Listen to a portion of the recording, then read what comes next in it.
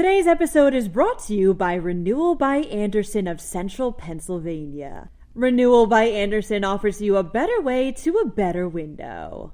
Go to rbacentralpadeals.com for this month's specials. Standardized test scores are still lower than they were before the pandemic. In Lebanon, dozens of people were displaced after a careless worker flooded their apartment building. Dear Firearm season is expected to bring in a lot of people. Finally, this airport is among the nation's most stressful. I'm Claudia Dimuro, and you're listening to Today in PA. New data from the State Department of Education revealed how standardized test scores in Pennsylvania are still below pre-pandemic levels, reports NBC 10 Philadelphia. This data includes 2021-22 school year scores from the Pennsylvania System of School Assessment, the Pennsylvania Alternate System of Exams, and the Keystone exams. However, although these scores still aren't what they were before COVID, the department confirmed there has been year-over-year improvement.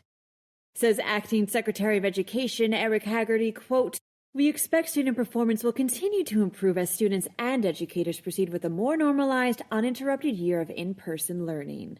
Dozens of people in Lebanon were displaced after a quote-unquote careless worker managed to flood their apartment building, reports Fox 43 News.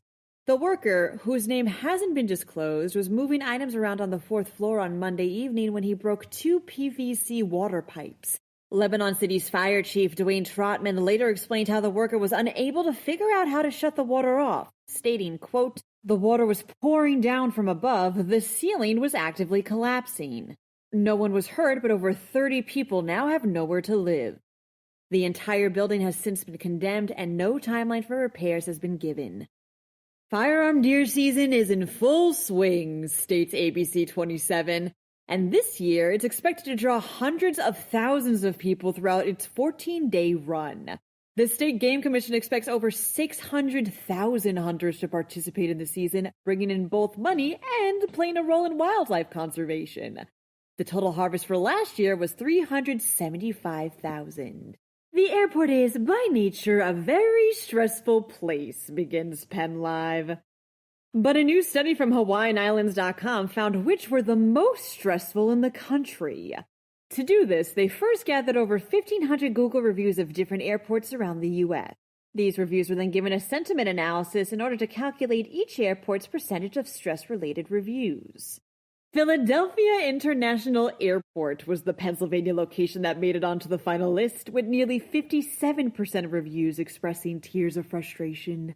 The number one most stressful airport in the nation was Albany International Airport in New York, with 70.2% of its reviews feeling stressed out. That wraps up today's episode. For more Pennsylvania news and beyond, drop by PennLive.com. And please don't forget to rate this podcast and to share it around with your family and your friends. Thanks ahead of time, and as always, thanks for listening. I'm Claudia Dimuro, and I'll be back again tomorrow for another round of Today in PA. Today's episode is brought to you by Renewal by Andersen of Central Pennsylvania. Renewal by Andersen offers you a better way to a better window. Go to rbacentralpadeals.com for this month's specials.